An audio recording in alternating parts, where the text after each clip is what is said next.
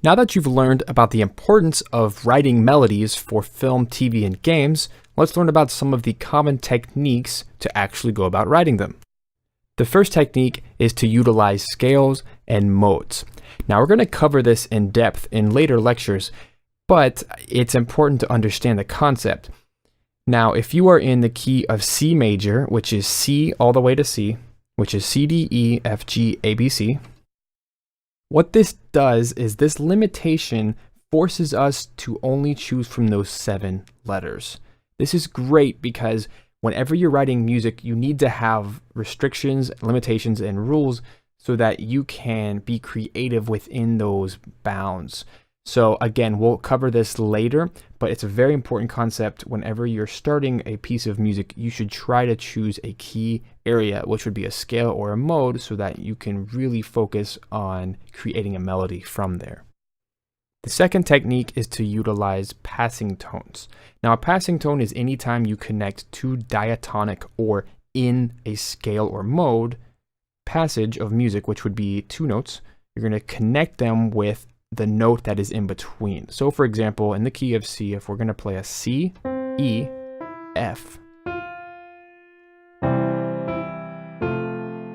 which is a 1 chord to a 4 chord, it could be very useful to use a D note in between the C and E to connect the two, which is called a passing tone.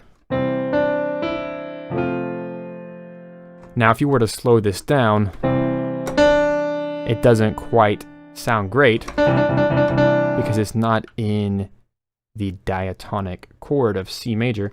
But when you play quicker music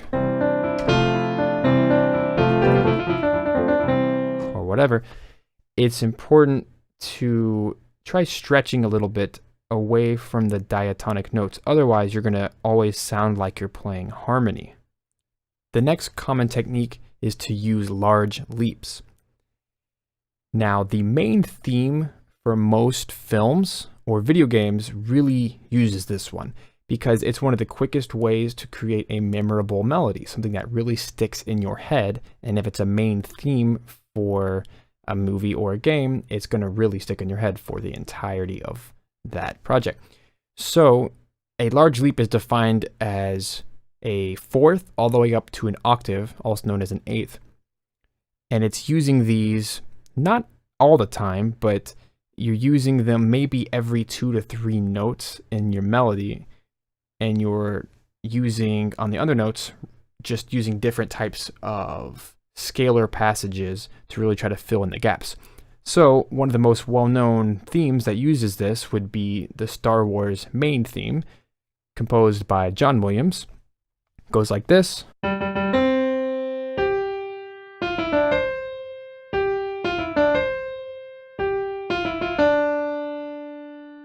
And if we dissect that, it starts off with a 4th, then a 5th, walks down the scale, goes up a 7th, down a 4th, scale, 7th, 4th, scale, then a passing tone to get back to the D, which happens to be a 5 chord. So there are a lot of great ways to use large leaps, and I highly recommend experimenting with it. The next common technique is to use the downbeat as your source of rhythm. So what this means is if you are in 4/4 time, there's a very clear pulse or beat behind the count. So you don't just count 1, 2, 3, 4, 1 like a robot. Instead, you need to put an emphasis or a pulse, a stress on the 1s and the 3s. So when you count 1, 2, 3, 4, 1, 2, 3, 4, there's a clear emphasis on the 1s and 3s. So when you are choosing which rhythms to choose, fast notes versus slow notes, you should try to plan ahead for the downbeats to get the most emphasis. So in 4/4 time,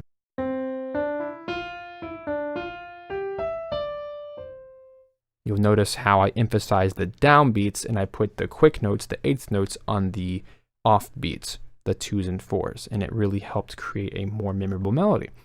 In 3/4 time, typically is used for dances or waltzes, which is 1, 2, and 3, 1, 2, and 3. So you want the ones and sometimes the threes to have the emphasis. So for example,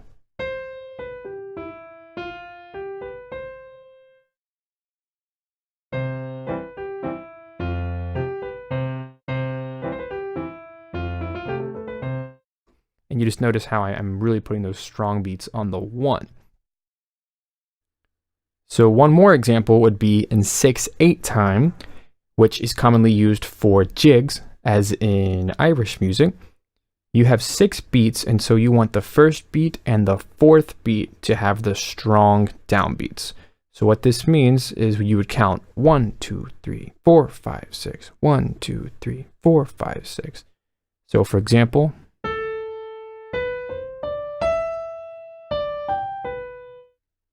which could easily be turned into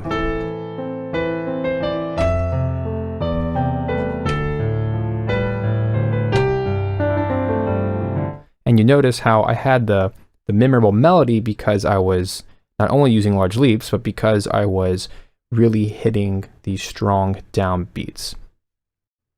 The final common technique would be using the gravity principle. So, just like gravity, what goes up must come down. And similarly in music, you could do the opposite, which is what goes down must come up. So what this means is if you are in a key area, a scale or mode, in this case, C major, C is our home note. So it is our 1 chord or our tonic chord. So what this means is you want to start there, go somewhere, and then come back. So in this example,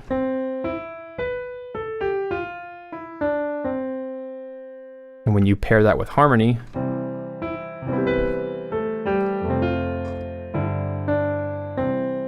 it makes for a nice sound melody because we went somewhere, we came back, and it had a nice finality to it.